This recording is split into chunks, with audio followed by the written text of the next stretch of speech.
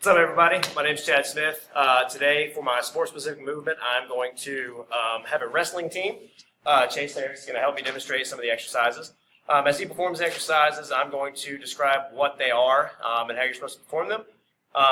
So my team is actually going to be a wrestling team. This can be for high school or collegiate level.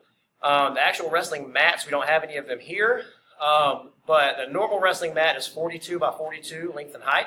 The circle on the mat in the center is 28 feet wide, or in circumference, and that's really where we're going to base a lot of our movements from. So actually, the first thing we're going to have is we're going to start off with I'm going to have the athletes jog 5 times around that outer circle that's 28 feet wide. So just Chase to demonstrate a nice easy jog. Nothing strenuous. They're going to go 5 times around the circle. Once they do that, they're going to line up across the mat, and they're going to do what's called a split jack. A split jack is where they're going to cross over, right over left, left over right. They're also going to cross their ankles. What this is going to do is this is going to loosen up that glenohumeral joint. It's going to loosen up the hips just a little bit. They're going to do these for 20. This is just going to warm the body temperature up and just really get the joints and the muscles moving.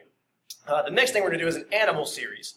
So the reason I want to do an animal series is whenever you're a wrestler, you're going to be on the ground, off the ground. You're going to be doing a lot of unnatural movements, possibly with some moves.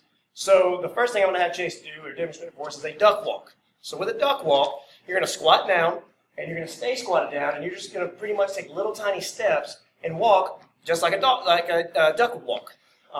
So I would have them go across the length of the circle for that 28 feet and back. What this is going to do is really just get their hips working on staying low, because you want to stay low as a wrestler whenever you go to shoot and spar and things like that.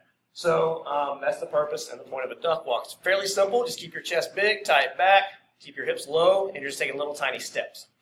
The next thing we have is a crab walk. Most children have probably done this in PE class.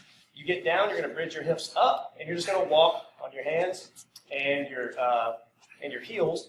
And what you're going to do is really try to keep those hips up, squeeze the glutes. You're going to pull with your hamstrings, pull with the glutes. And this is also going to work the pecs just a little bit. It's going to lengthen those pecs out. It's going to get the serrates in there. And it's just going to mimic the action of you bridging up on an opponent or trying to get out of a move and really to flip your hips. So that's good. That is the crab walk. So the horse walk is going to be the next one.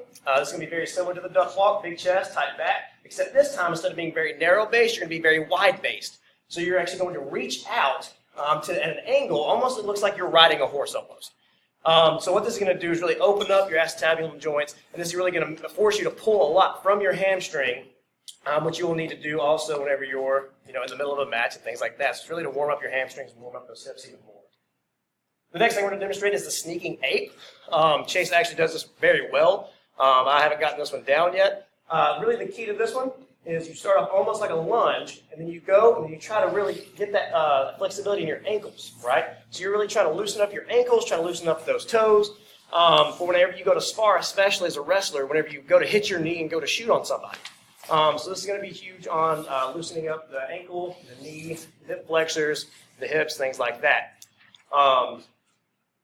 Second to last, if Chase doesn't get too tired on us, is the bunny hops. So the bunny hops are going to set up just like the duck walk as well.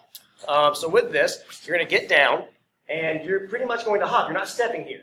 So what you're doing is really trying to extend those hips, trying to load your hamstrings, load the glutes, load your quads, and you're really just trying to fire out and be explosive here.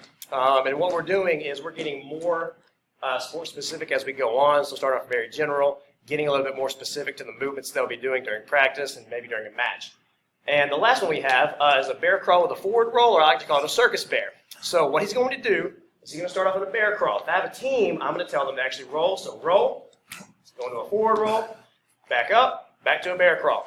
Okay, so on his way back, roll, forward roll, stand up, back to the forward, back to a bear crawl. And realistically, at that point, they should be pretty loose. They should be pretty good to go.